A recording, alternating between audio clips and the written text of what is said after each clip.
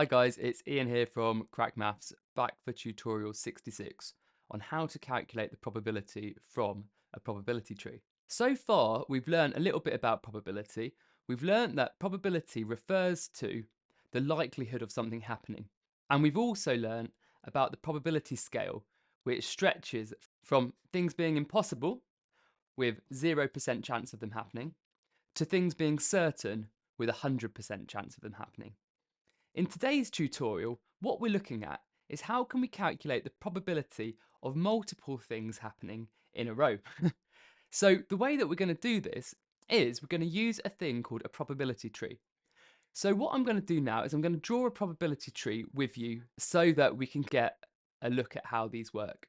These branches represent different life choices. Let's say this top branch represents getting up before 8 a.m. If the top branch represents getting up before 8 a.m., the bottom branch has to represent getting up after 8 a.m.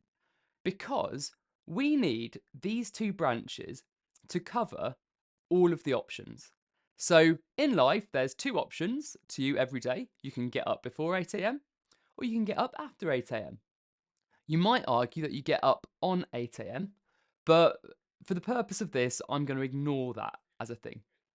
Right, let's say that the probability that you get up before 8 a.m. is 10%. Okay, let's say that 10% of the time you get up before 8 a.m. So I'm going to put this 10% on the top branch here. Now, if this probability here on this top branch is 10%, that means that the probability on this bottom branch has to be 90% because these are all the options. You're either going to get up before 8 or you're going to get up after 8. So if it's a 10% chance that you get up before 8, it's a 90% chance that you get up after 8. Now, let's say we're living in the world where we got up before 8 a.m. So if we got up before 8 a.m., we're following this top branch here. And now we're going to have two branches that are coming off here. And let's say what we're looking at the probability of being on time for work. So let's say that you're either on time for work or you're late. In this world where we got up before 8 a.m., there's let's say a 70% chance that you're on time for work. So on this top branch, I'm going to put 70%. Now, if there's a 70% chance you're on time for work, there will be a 30% chance that you're late for work.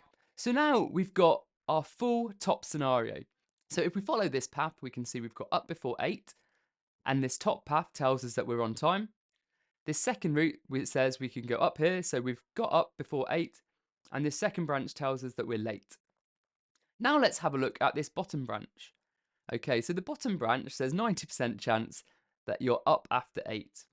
So now let's make two branches that come off this, and we're going to have the same options again, so we're going to have on time or late. Now, because you've got up after 8 a.m., these probabilities are probably a little bit different. So let's say for this example, it's going to be a 10% chance that you're on time and a 90% chance that you're late. Now we can see that we've put all of this information on the probability tree. Now we need to know how can we use this information to find out about the probabilities of each of these scenarios. So we've got the first branch, which is up before 8 and on time. We've got the second branch that is up before 8 and late. The third route here, which is up after 8 and on time. And this fourth route here, which is up after 8 and late.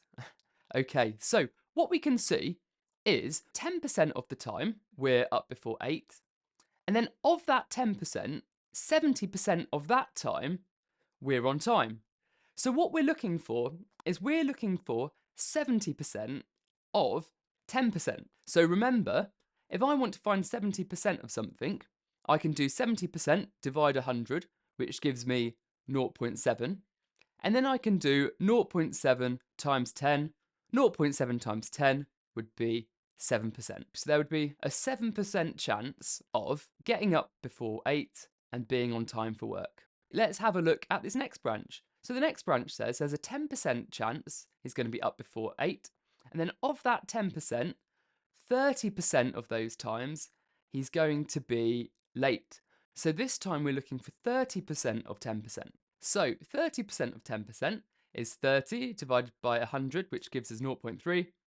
0.3 times 10 equals 3. So we know then that 3% of the time he's up before 8 and late. Now let's have a look at this lower branch. So here we have 90% of the time he's up after 8, and then 10% of the time he's on time. So we're now looking for 10% of 90%. So 10 divided by 100 is 0.1.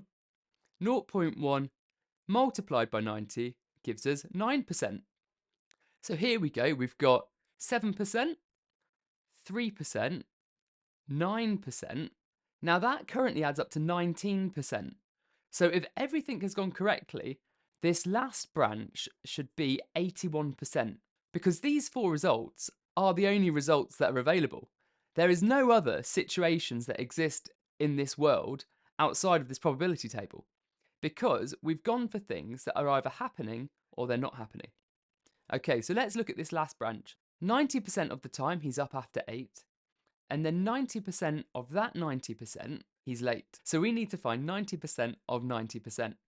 So we're going to do 90 divided by 100 equals 0.9. 0.9 times 90 equals 81%. Great. So that works out brilliantly. So what we can see here is the probability of him being up before 8 and being on time for work is 7%. The probability of him being up before 8 and late for work is 3%. The probability of him being up after 8 and on time is 9%. And the probability of him being up after 8 and late is 81%. Okay, so there's an overwhelming probability there that he is late. Actually, this is an interesting question. What is the probability that he's late for work?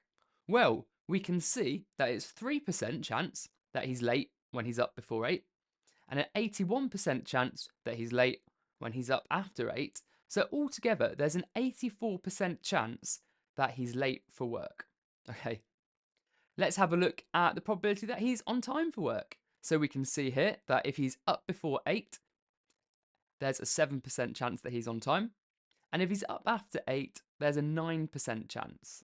So altogether then, that means that there is a 16% chance that he's on time for work.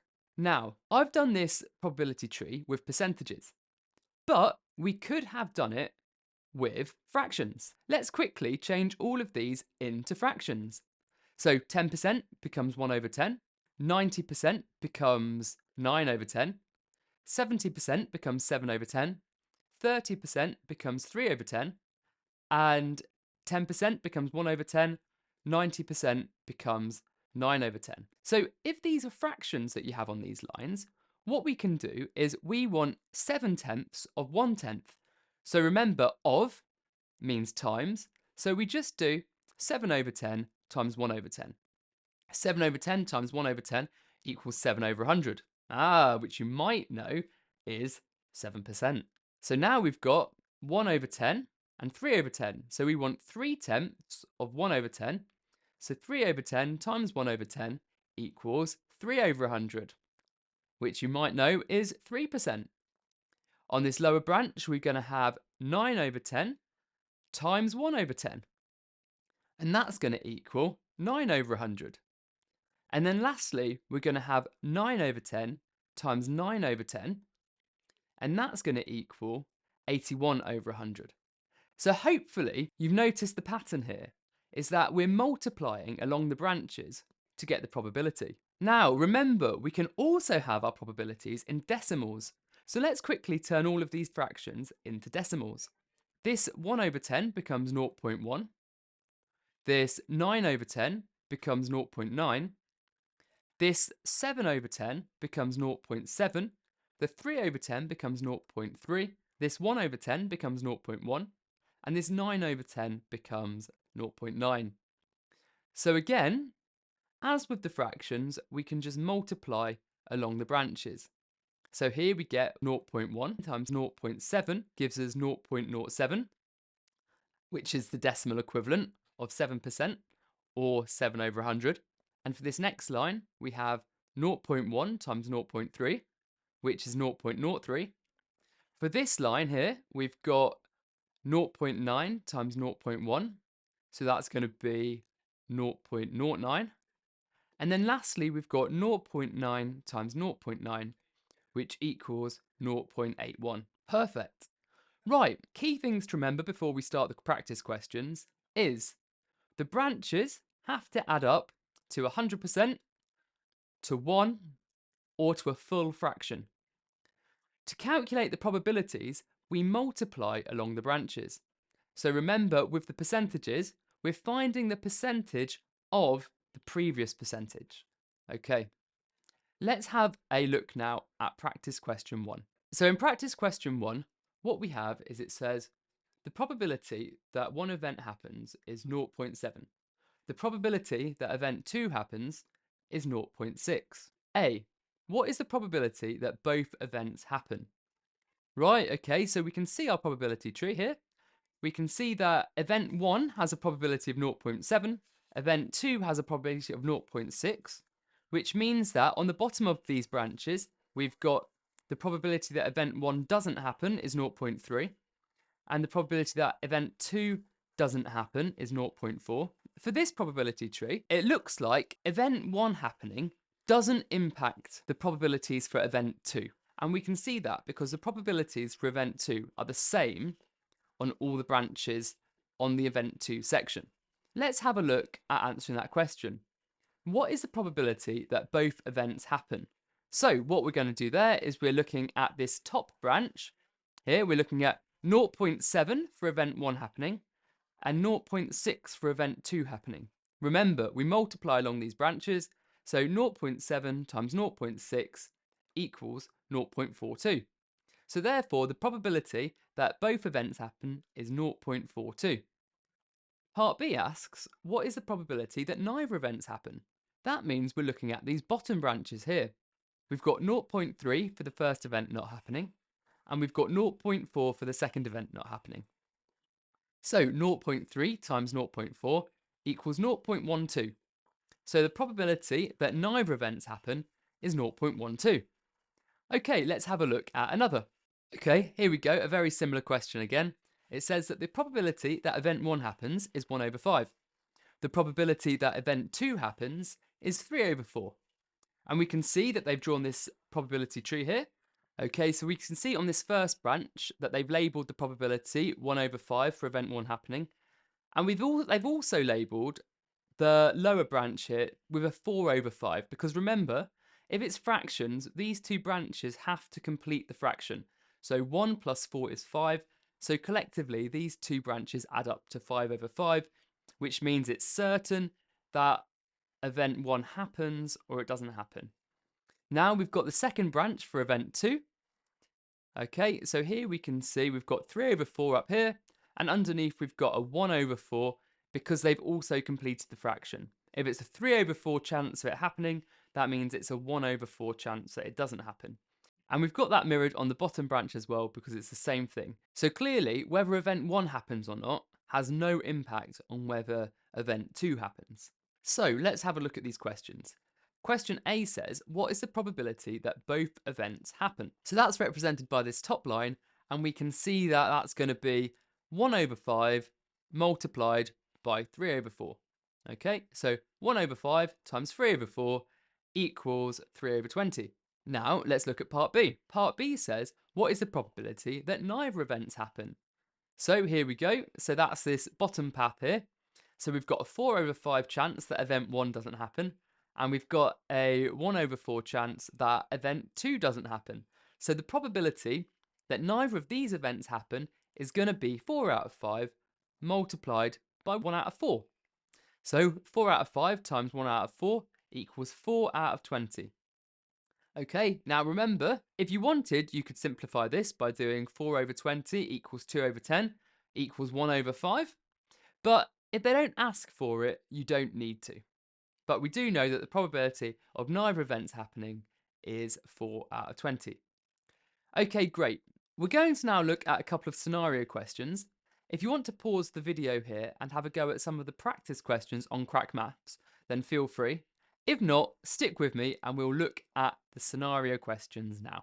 Okay, so let's look here at scenario question 1. So this question says, there is a 40% chance of rain tomorrow and an 80% chance that Lily remembers to bring her umbrella. So the first thing that we should probably do is label this diagram. So if there's a 40% chance of rain, I can put 40% here. It's either going to be raining or it's not going to be raining. That means it's a 60% chance that it's not raining. Now let's look at the umbrella side.